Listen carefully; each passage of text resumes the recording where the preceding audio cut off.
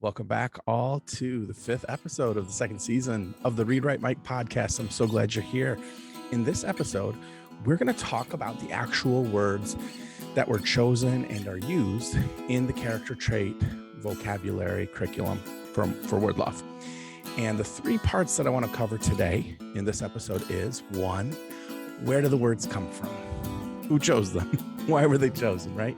What's the story behind that? 2, why was it chosen to have character words as opposed to feelings words?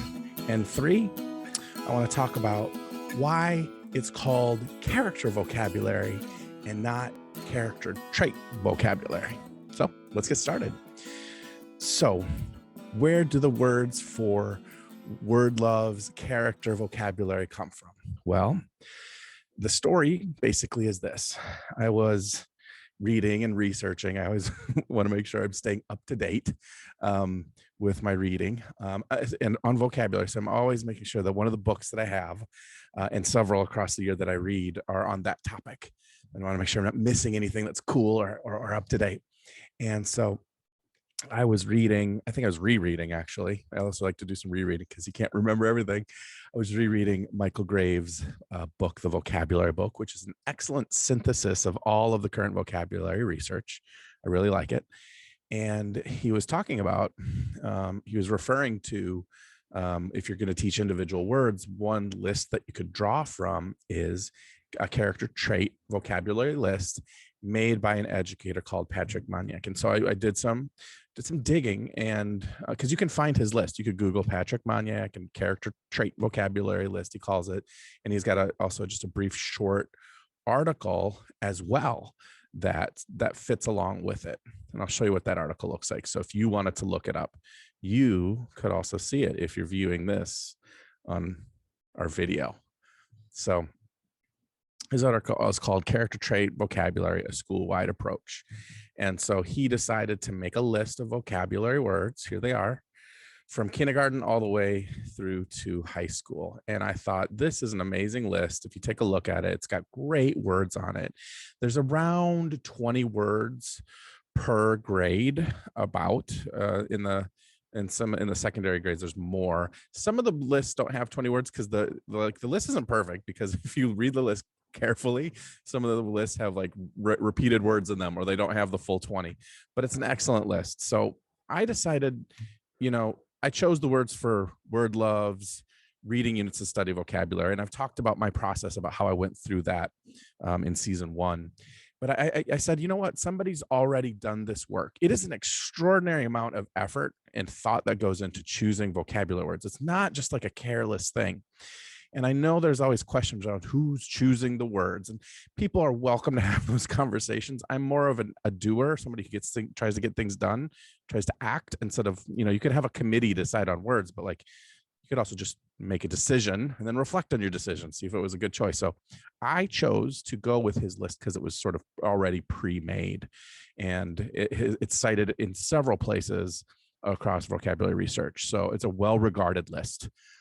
Could there be a better one? Absolutely. I invite people to make an even better one than he made. I think that would be a great task for somebody. So that's where that list comes from Patrick Maniak's character trait vocabulary article.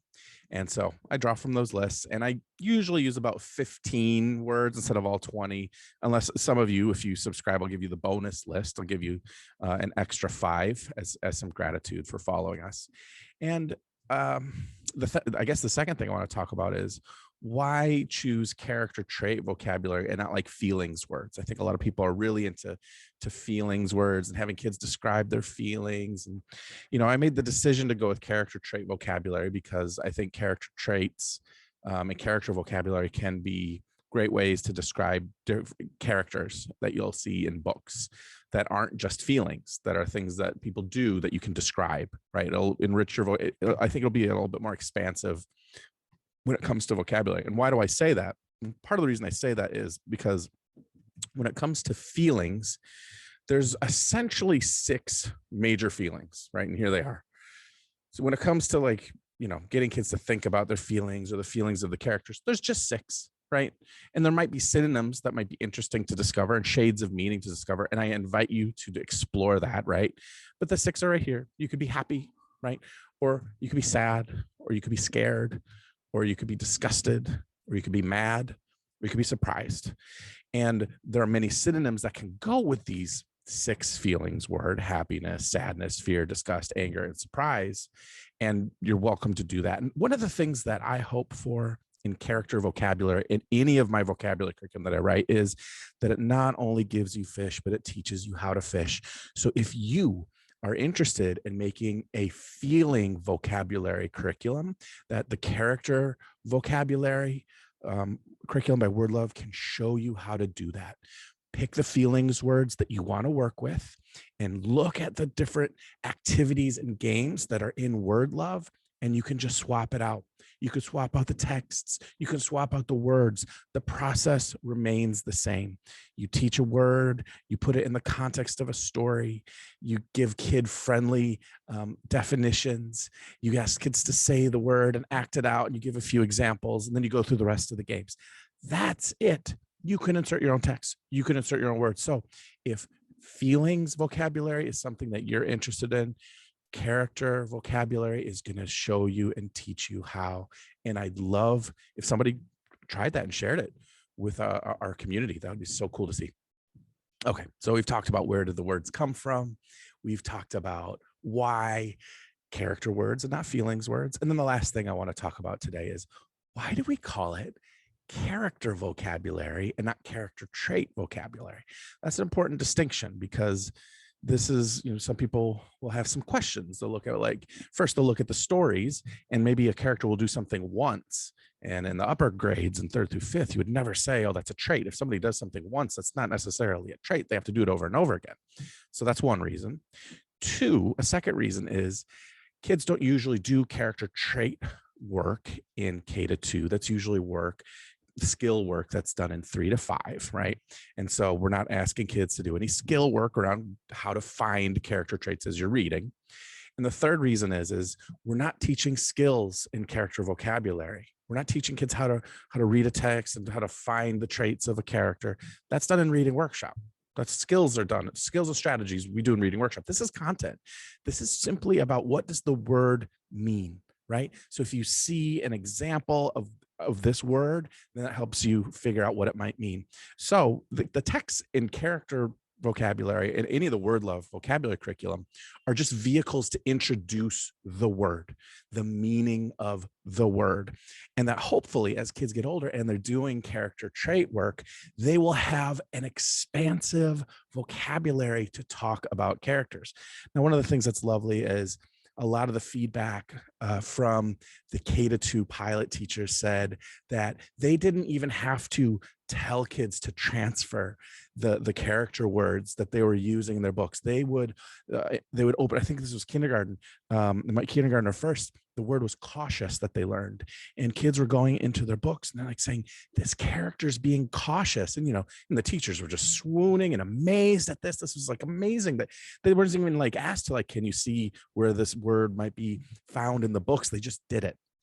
And so again, character vocabulary is about understanding what the words mean so they can apply them when they're doing a skill or a strategy for the reading comprehension later on, so that kids aren't just describing their characters like saying they're nice, right? What are the things that they say? They're nice or they're brave.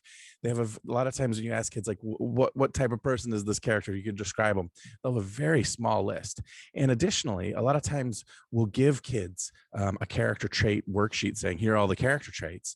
And kids look at it and either they know what the word means, in which case they don't need the worksheet, or they don't know what the word means, in which case the worksheet's not helping because it's not helping them understand what the word means. So what will help that little worksheet? Well, Word Love character vocabulary, drawn from Patrick Maniak's list in conjunction with this curriculum. So I hope that was helpful in explaining a little bit of the story about where the words came from and why we chose character words and not feelings words, even though, frankly, a lot of the words on the list are feelings words, like grumpy is in kindergarten. That's a feeling, right?